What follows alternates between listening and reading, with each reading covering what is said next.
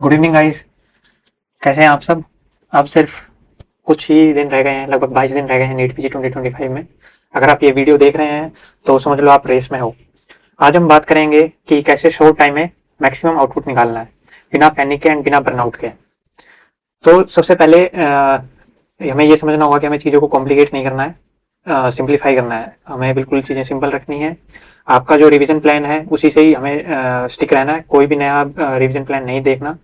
अगर आपके पास कोई रिवीजन प्लान नहीं है तो आप मेरी प्रीवियस वीडियो देख सकते हैं, मैंने आप लोगों को एक प्रॉपर 25 डे का रिवीजन प्लान दिया है। तो सबसे पहला रूल है, सिंपल रहो, कंसिस्टेंट रहो। ना तो चीज़ें कॉम्प्लिकेट करो, बस उनको सिंप्लीफाई करो और प्रॉपर रिवीजन प्लान जो आपने बनाया है उसी से स्टिक करो। कोई भी न्यू रिवीजन प्लान इस टाइम आप अफोर्ड नहीं कर सकते उसको फॉलो करना। अगर आप लोगों के पास कोई रिवीजन प्लान नहीं है तो आप मेरी प्रीवियस वीडियो देख सकते हैं जाके, मैंने उसमें एक प्रॉपर 25 डेज का रिवीजन प्लान बनाया है। किसी और का प्लान आपको कॉपी नहीं करना है। आपका जो स्ट्रॉन्ग सब्जेक्ट है वो डिफरेंट हो सकता है, किसी का कोई स्ट्रॉन्ग सब्जेक्ट है, किसी का मेडिसिन है, किसी का पीड्स है, किसी का सर्जरी है। तो आपको अपने पेस के अकॉर्डिंग आपको रिवीजन करना है। किसी और से आपको ये नहीं देखना कि उसने 10 रिवीजन कर लिए मैंने एक भी नहीं करा, उससे आपको डिमोटिवेट नहीं होना है।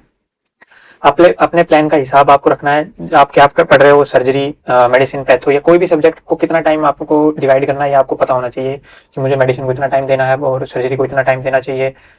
सो कंपैरिजन नहीं करना, comparison is a trap, so you should avoid it. अब बिल्कुल नए कंटेंट से आपको दूर रहना है, नए रिसोर्सेज पे नहीं जाना, नए एमसीक्यू सोल्व नहीं करने। जो चीज़ आपने अब तक पढ़ी है वही आपको रिवाइज करनी है बार बार। नया शुरू करोगे तो क्लैरिटी नहीं मिलेगी, ना ही कॉन्फिडेंस मिलेगा, सिर्फ एंग्जाइटी बढ़ेगी। अब काम है तो सिर्फ रिवाइज करना और उसको कंसोलिडेट करना और बार बार उसको प्रैक्टिस करना रिविजन से। अब मेन बात पे आते हैं, जो नीट वीजी है वो एमसीक्यू बेस्ड एग्जाम है, तो एमसीक्यू ही आपका मेन वो है उसको सोल्व करना। अब आपके एमसीक्यू सोल्विंग करने का पीक सीजन है। अगर आप अब एमसीक्यू सोल्व नहीं करेंगे, खाली नोट्स पढ़ते रह जाएंगे तो आप पीछे हो जाएंगे। तो डेली टारगेट रखना है कि 100 से 150 एमसीक्यूज आप मिनिमम कर रहे हैं सोल्व डेली। उनके एक्सप्लेनेशन को समझिए, कॉन्सेप्ट क्या है उसमें और हमें क्या उसको, अगर क्रैम करने वाला क्वेश्चन है, वन वर्ड है तो उसको आप क्रैम करिए। और जो रॉन्ग गया है उसको नोट करो, जो रॉन्ग हो गया है उसको नोट करो, उसका क्या आंसर था और क्यों था। आपको मिक्स क्वेश्चंस करने हैं, क्लिनिकल भी, वन लाइनर्स भी और इमेज बेस्ड भी। इमेज बेस्ड आपने जो लास्ट 1 ईयर में आपने सेव करी होंगी इमेज, उनका स्क्रीनशॉट लिया होगा या फोल्डर में बनाया होगा, उन इमेजेस को आपको रिवाइज करना है क्विकली। और सबसे इंपॉर्टेंट टाइमिंग है कि जो आपको एमसीक्यूज सोल्व करने हैं वो एग्जाम टाइमिंग के दौरान करिए, यानी कि 9 AM टू 12 PM, जिससे बॉडी उसी टाइम पे साथ, आपका माइंड अब आप उसी तरीके से ट्रेन करिए जिस टाइम एग्जाम है, 9 AM टू 12:30 PM। अब बात करते हैं ग्रैंड टेस्ट की। अगले 15 से 18 दिन में आपको कम से कम 3 या 4 ग्रैंड टेस्ट तो देने ही देने हैं। हर जीटी के बाद उसको रिव्यू करो कि गलती कहाँ हुई है। टाइम मैनेजमेंट एनालाइज करो कि कितने टाइम में आप उन क्वेश्चन को कर पा रहे हो, और गैस वर्क वर्सेज लॉजिकल, उसमें आपको कितना चल रहा है कि गैस वर्क आपने जो क्वेश्चन पे लगाया है वो कितने ठीक हुए हैं और कितने गलत हुए हैं। लास्ट जीटी 10 दिन पहले तक ही करना, या आप अगर आपकी तैयारी अच्छी है तो आप लास्ट 10 डेज में भी 1-2 जीटी दे सकते हैं। और उससे आपका जो फ्लो है वो मेंटेन रहेगा कि आप एग्जाम में जाओगे तो आपके मन में रहेगा बैक ऑफ द माइंड कि आपने जीटी दिया था, आपका माइंड उसी हिसाब से वर्क करेगा एग्जाम डे के दिन। अब एक और इम्पोर्टेंट बात मैं आप लोगों के साथ करना चाहूंगा कि स्लीप जो है वो आपका सीक्रेट वेपन है। स्लीप आपको इग्नोर नहीं करनी है, रोज 6 to 7 आवर्स आपको स्लीप जरूर करना है।